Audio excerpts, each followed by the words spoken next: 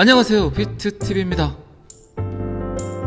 저도 어쨌든 코인 관련 유튜브 영상을 하고 있지만 어쩔 땐 제가 하고 싶은 말을 해야 되는 건지 아니면 구독자분들이 듣고 싶은 말을 해야 되는 건지 헷갈릴 때가 많이 있습니다. 제가 하고 싶은 말을 해버리면 조회수가 그닥 많이 나오지 않고 또 여러분들이 듣고 싶은 이야기는 굉장히 제한적이죠. 그러니까 뭐 언제 오른다고 리플 가격 그대로잖아 이런 이야기들을 하시면서 그래도 언제 오를 것 같다는 그런 소리를 듣고 싶어 하겠죠. 어쨌든 이게 또 저와 여러분들 사이에 있는 이해관계일 수 있겠죠. 자, 여기서부터는 구독자분들에게만 노출이 되는 영상입니다. 구독, 좋아요 좀 눌러주시고요. 그런데 내일 일을 어떻게 알겠습니까? 그건 뭐 저도 마찬가지고 여러분들도 마찬가지죠. SBI 손정희도, 블랙록, 레리핑크도, 테슬라의 일론 머스크도, 마이크로스트래티지의 마이클 세일러도 다들 자빠지는 이 암호화폐 시장에서 미래를 어떻게 예측을 하겠습니까? 어쨌든 제 영상이기 때문에 제가 하고 싶은 대로 제가 하고 싶은 말을 하는 게 맞겠죠. 합의점을 찾기가 굉장히 힘들어요. 그 교집합이 잘 이루어지게 되면 어쨌든 구독자 수도 늘겠고 조회수도 많겠지만 그렇게 많은 구독자나 그렇게 많은 조회수를 원하지는 않습니다. 연구나 학문에 너무 치우치면 다큐가 돼버리고 숫자 이야기를 하면 예능이 돼버리고 어쨌든 전세계 중앙은행들이 비트코인을 예비자산으로 채택할 것이라는 이야기들이 계속 지금 나오고 있습니다. 비트코인 황소, 마크 유스코, 전세계 중앙은행 결국 각국 수장들이 달러를 믿지 못하고 달러를 피하고 싶어서 암호화폐를 준비자산으로 채택할 것이다. 달러를 믿지 못한다는 건 뭘까요? 결국 달러를 통해서 유통이 되는 자국 화폐도 믿지 못하게 될 거란 거죠. 어쨌든 헤지펀드 매니저 마크 유스코는 정책 위반자들이 결국 정부의 막대한 부채를 갚기 위해서 미국 달러를 평가절하하는 방향으로 돌아갈 것이다. 이렇게 저도 엄청난 예측을 했지만 이분도 이런 이야기를 하고 있습니다. 이게 트렌드죠. 변화, 흐름. 어쩔 수 없이 2022년 12월 7일 여러분들 뿐만 아니라 전세계 모든 사람들이 받아들여야 되는 어쩔 수 없는 현상, 현실. 제롬 파월의 금리 발표, 코비드-19, 전쟁, 인플레이션, 경기 침체, 불황, 실직 이 모든 것들이 어쨌든 태초부터 잘못된 통화정책, 달러 찍기 놀이, 달러라는 그지같은 통화 때문에 전세계 시민들이 고통을 겪고 있습니다. 그 해결책은 분명히 암호화폐라고 생각을 합니다. 제가 세계 부채 시계는 가끔씩 한번 보여드리죠. 지금 세계 부채 시계에 나와 있는 미국의 부채는 30조 달러를 넘어섰습니다. 리플은 $10,000로 디자인되었다. 마크 필립스의 논문 29조 달러가 가장 위험한 미국의 부채 수준인데 지금 29조 달러를 훌쩍 넘어서 30조 9,300억 달러 거의 31조 달러에 육박하고 있습니다. 요거 어떻게 할 건가요? 유스코는 한때 각국 준비 자산으로 금 그리고 US 달러만 보유했던 각국 중앙은행이 결국에는 엔화와 유로화도 축적을 하게 되었다. 그리고 조금씩 외환화도 보유하기 시작했으며 결국 비트코인을 그 금고에 추가하게 될 것이다. 그리고 어쩌면 비트코인 암호화폐가 금을 대체할 것이라고 이야기를 했습니다. 이 부분에 대해서는 저도 여러 번 이야기를 드렸고 인플레이션 해지 수단, 달러를 방어하기 위한 수단으로 분명히 비트코인을 사용하게 될 것이다 라고 이야기를 했습니다. 각국 정부에서 달러를 신뢰하지 않은 가장 큰 이유는 지금 러시아와 우크라이나 전쟁 때문에 그 생각이나 고민들이 더 깊어졌죠. 특히 이제 중국과 인도가 더 위협적으로 느껴졌겠죠. 자기네들이 쓰라고 찍은 달러를 어쩔 수 없이 국제 무역을 위해서 보유하고 있는 달러를 미국이란 나라에게 잘못 보이게 되면 러시아와 같이 갖고 있는 달러까지 쓰지 못하게 해버리는 게 미국의 횡포다. 그러면 어쨌든 달러를 쓰지 못하게 해버린다면 미국에게 잘 보여야 될 것 같은데 그러면 자국민의 삶이 힘들어지고 왠지 손해보는 장사를 계속해야 될 것 같고 기지개도 피지 못할 것 같고 기침도 세게 하면 안 될 것 같은 그런 공포, 위협을 느꼈겠죠. 어쨌든 유스코는 이런 현상들 중앙은행들이 비트코인, 암호화폐를 안전자산으로 준비해야 될 이런 현상들은 몇 주 또는 몇 달이 아니라 수십 년 동안 발생할 수 있을 것이라고 이야기를 했습니다. 전 세계 중앙은행이 실행 가능한 중앙은행 자산을 갖기 위해서 금과 비트코인 그리고 몇 가지 다른 주요 통화를 보유해야 한다는 것을 깨닫는데 10년 또는 20년이 걸릴 것이라고 이야기를 했습니다. 그런데 자꾸 걸리는 게 중국이 갖고 있는 비트코인 개수, 미국, 영국, 유럽, 일본, 민주주의 국가들이 가장 걱정하는 건 암호화 자산은 어쨌든 받아들여야 될 것 같은데 그 대장주 암호화폐 시장 전체를 이끄는 비트코인을 중국이 너무 많이 홀드하고 있다.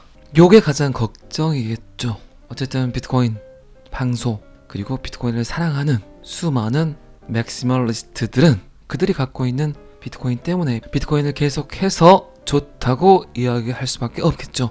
어쨌든 암호화폐 시장은 어떻게 변할 건지 2023년은 어떤 형태로 흘러갈 건지 저도 참 궁금합니다. 그리고 항상 그 사이에서 이러지도 저러지도 못하는 샌프란시스코에 있는 미국 출신 암호화폐 회사 XRP가 어떤 형태로 변할 건지 정말 우리들이 생각하는 제가 생각하는 형태로 바뀔 건지 계속해서 지켜봐야 될 것 같습니다. 자, 이 기사는 여기까지만 보시고요. 리플 파트너 에어월렉스 싱가포르 아고다 글로벌 디지털 여행 플랫폼과 협력을 했다. 이런 일들은 이런 짜잘한 일들은 앞으로 계속해서 여러분들이 목격을 하게 될 것입니다.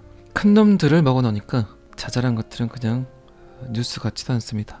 계속해서 이런 파트너십들은 리플이 마케팅에 의한 것이 아니라 자연 발생적으로 그냥 따라오는 것들. 한 금융기관이 그 시스템을 바꾸게 되면 그 금융기관을 이용하는 수많은 작은 기업들은 그 금융기관의 시스템을 따라야 되겠죠. 그거는 뭐 비단 금융기관뿐만 아니라 기업들도 마찬가지겠죠. 자, 요거는 여기까지만 보시고요. 막스 에이버리 정치인이라고 소개한 이분은 XRP 가치가 마침내 실현될 수 있는 방법 여러 가지가 있다. 멀티플레이어다. 이거는 뭐 여러 번 제가 말씀드렸죠. 유틸리티 토큰이다. 이것저것 모든 걸 가능하게 한다. 블록체인이 할 수 있는 모든 일들을 XRP 리플이 할 수 있다. 그렇게 많은 코인들이 필요하지 않다. 그래서 리플 한다.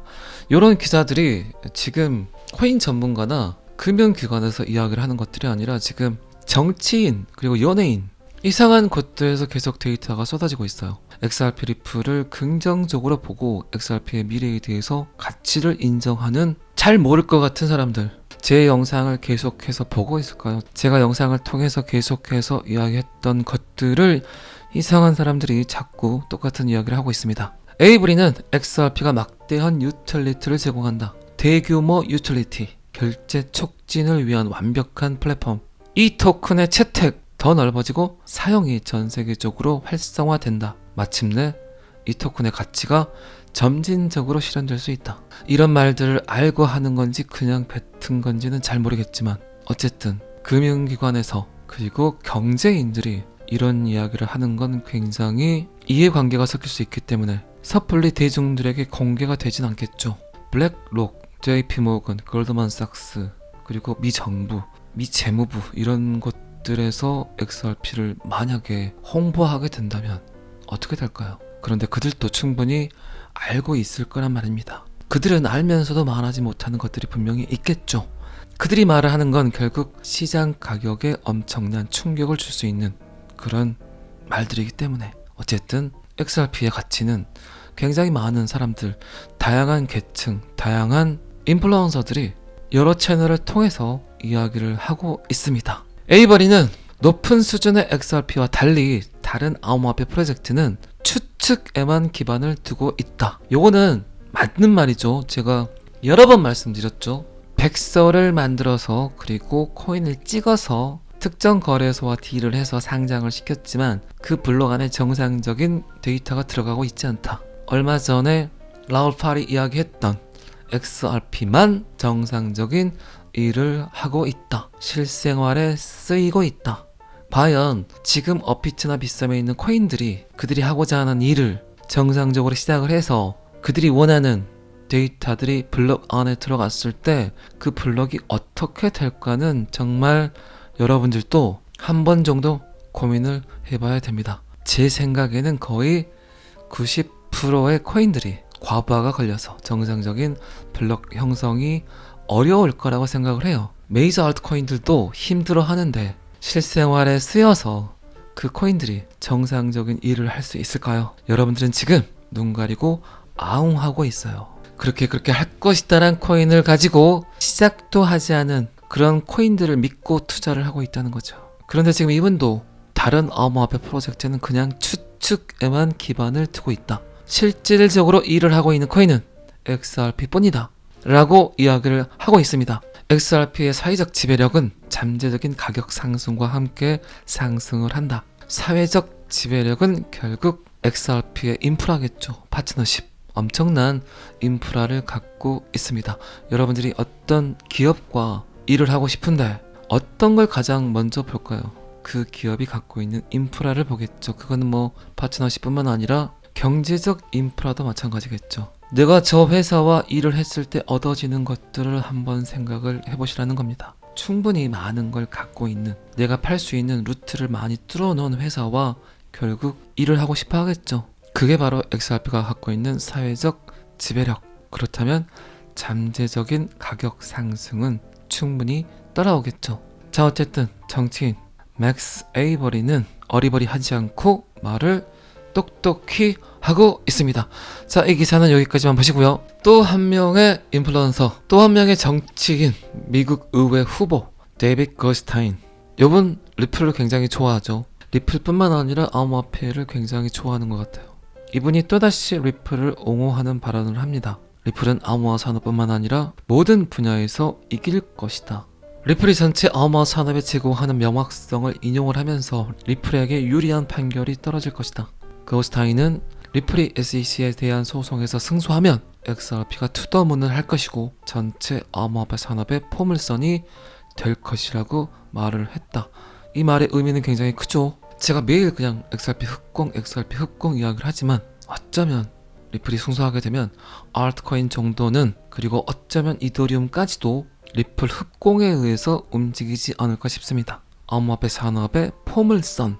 그만큼 지금은 누가 뭐래도 가장 호재가 많은 놈이 XRP 리플이다. 방금 제가 여러분들께 한 말보다 더 충격적인 건 굉장히 많은 사람들이 그거를 인지하고 알아가고 이해하고 있다는 거죠. 전체 암호화폐가 상승을 했을 때, 리플 가격이 특정 가격대에 왔을 때, 그때 여러분들은 던지지 마시고 리플이 달나라로 가는 것들을 충분히 목격해야 될 걸로 예측합니다. 어느 순간 그런 생각들 하실 거예요. 하락했을 때 존버보다 상승할 때 존버가 훨씬 더 힘든 일이구나, 어려운 일이구나, 도대체 어떻게 해야 될까? 그때 항상 비트TV 영상을 시청하시게 되면 제가 정답은 아니더라도 현답 정도는 해드릴 수 있지 않을까 싶습니다. 자, 축구도 져버렸죠.